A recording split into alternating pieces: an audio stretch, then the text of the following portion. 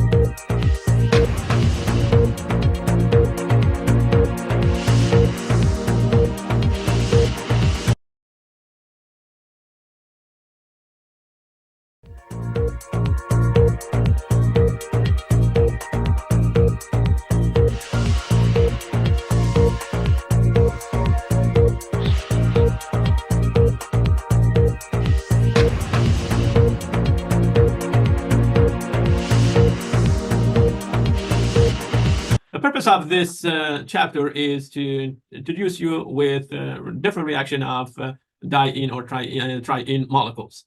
And in order to have an idea, good idea, or understand, the stereochemistry, for example, of those reaction, we need to go back and learn the molecular orbital of the molecules that we are dealing with.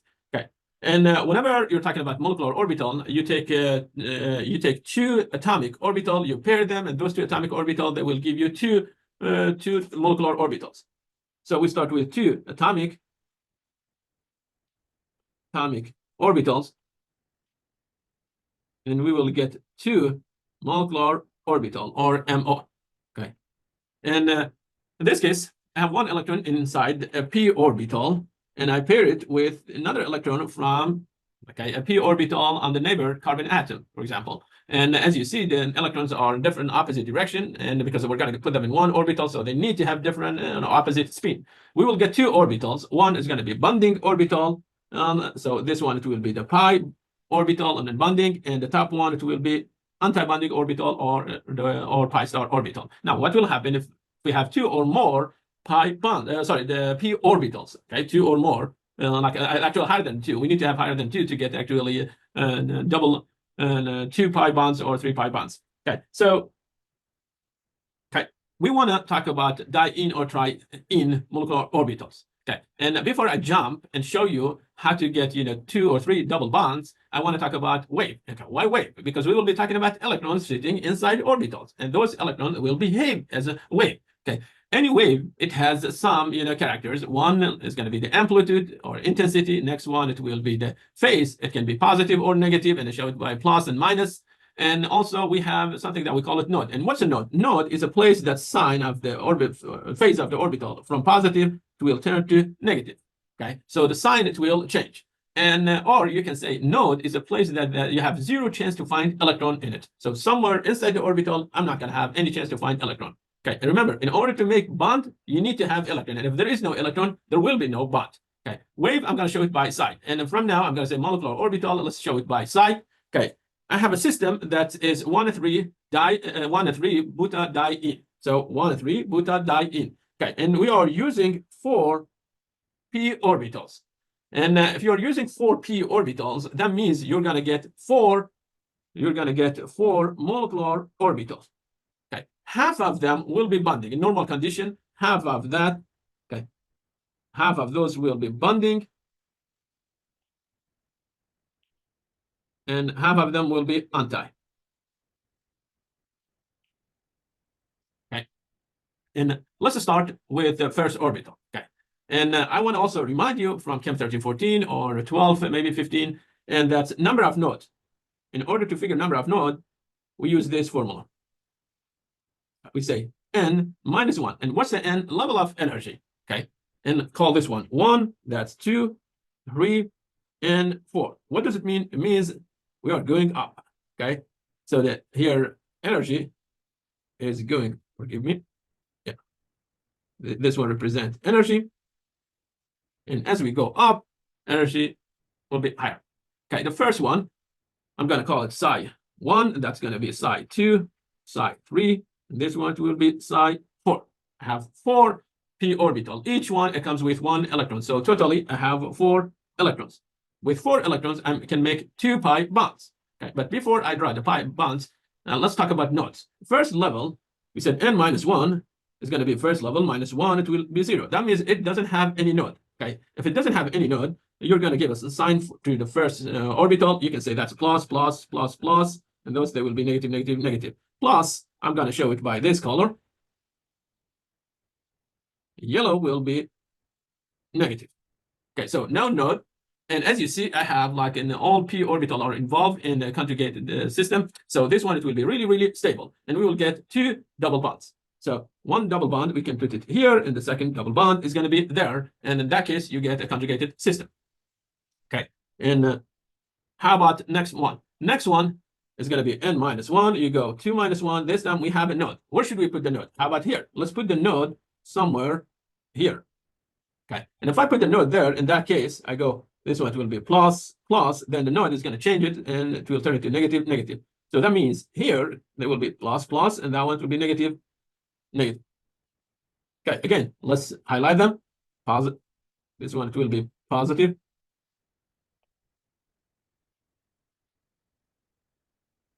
I should use this color. Cool. And then here we have negative, negative, negative, negative. Okay, so I can have interaction between those, okay, because they are in the same phase, and also we have interaction there.